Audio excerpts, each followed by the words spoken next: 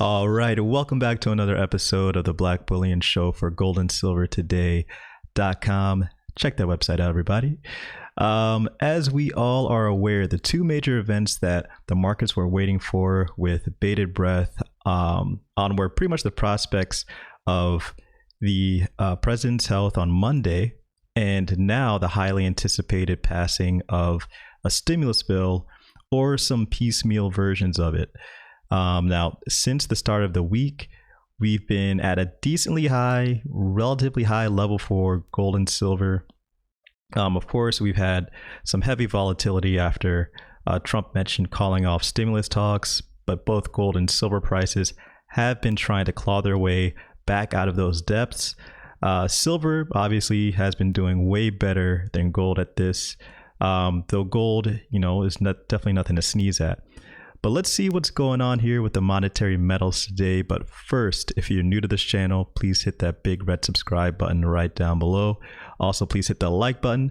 Helps to get this economic evangelism right on out there to the masses to bring more people into precious metals. All right, so here we have gold and silver prices.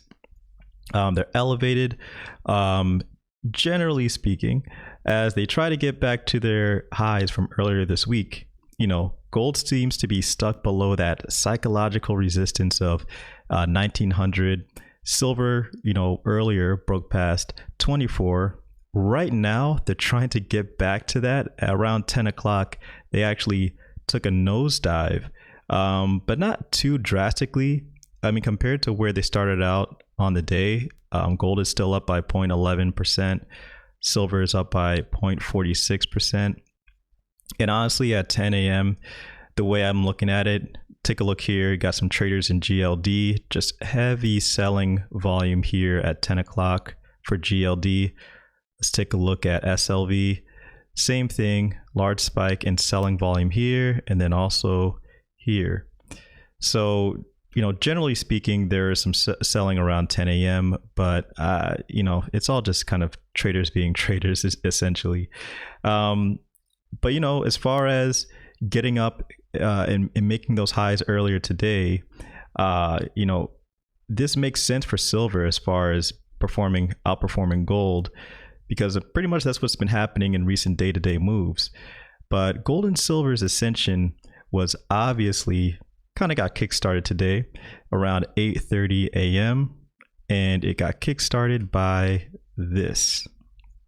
U.S. jobless claims, aka layoffs, fall slightly in early October, but still very high. So let's see what's going on here. The numbers of Americans who applied for jobless benefits fell slightly in early October to a fresh low, but they are declining more slowly in a sign the labor market could be experiencing a setback amid another wave of corporate layoffs.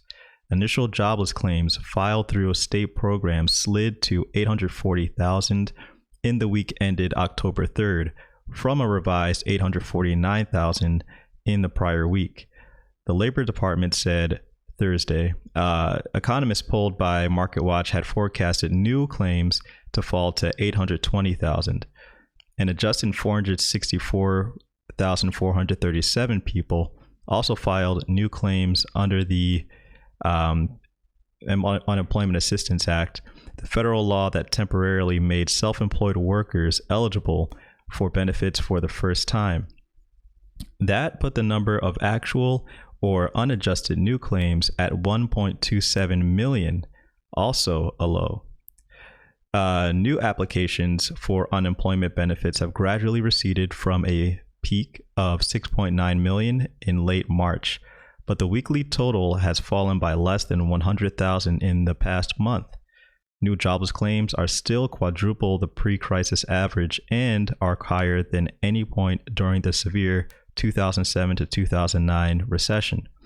A small but growing number of high-profile corporations and industries such as airlines and entertainment that have been hardest hit by this issue have announced that they will cut more jobs permanently unless the government provides extra financial help.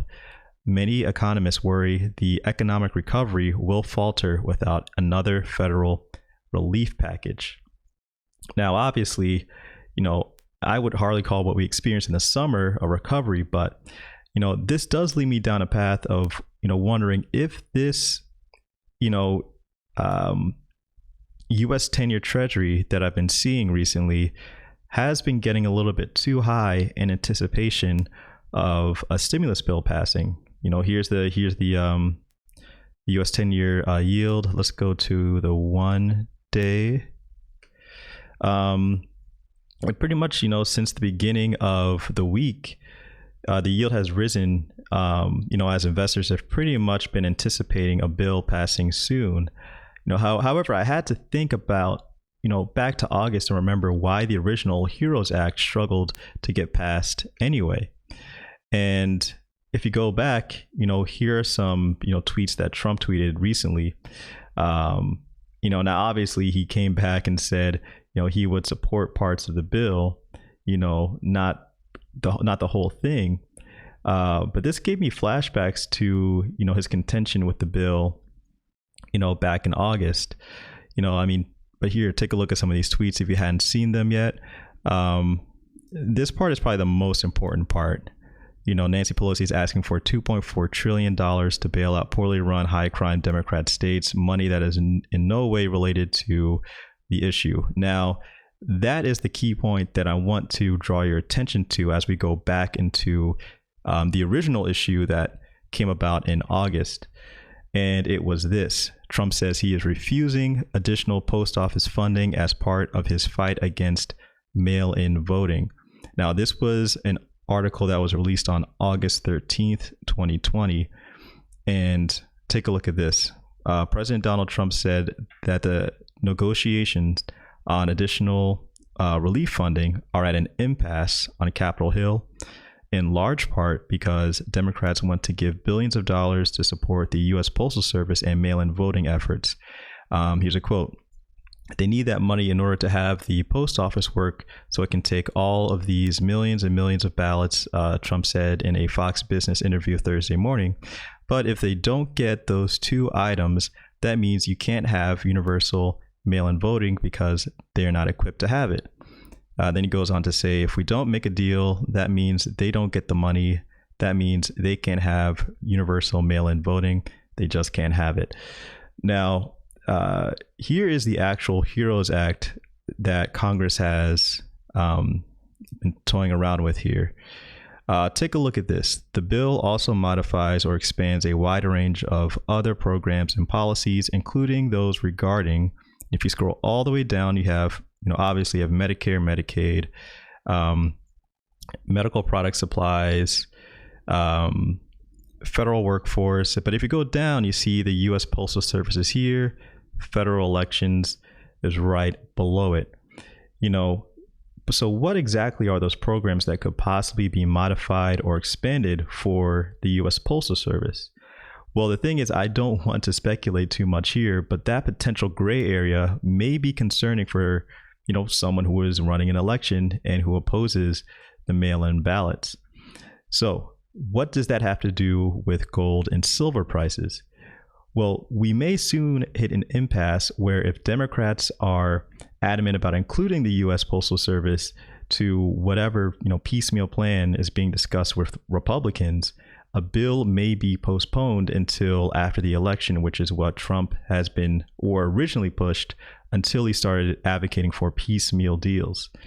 Now, if we wait and it gets to a point where markets are pretty much sniffing out, or calling a bluff here, then we may start to see some volatility.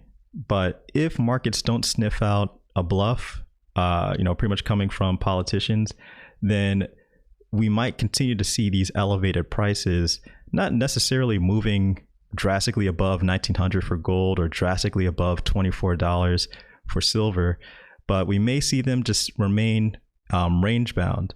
But if we start to see that markets are sniffing out or sniffing blood, then we might start to see those prices dip down a little bit lower. Kind of like we saw when Trump initially said that he's going to call off stimulus talks. Everything just kind of started to sink because markets are really, or I should say, the economy is really, begging for that extra boost. So we'll see how things turn out. But let me know what you guys think in the comment section below. Do you think that whatever happens with the stimulus bill is going to be either keeping, well, I should say this. If it gets passed, do you think prices will rise? If we remain pretty much in this impasse territory until after the election, do you think prices will remain the same? And if markets start to sniff out blood and assume that we're not going to get anything passed, will prices go down? Let me know in the comment section below. Thanks again for watching. Please hit the like button. Please subscribe if you're new. It's Black Bullion for goldandsilvertoday.com.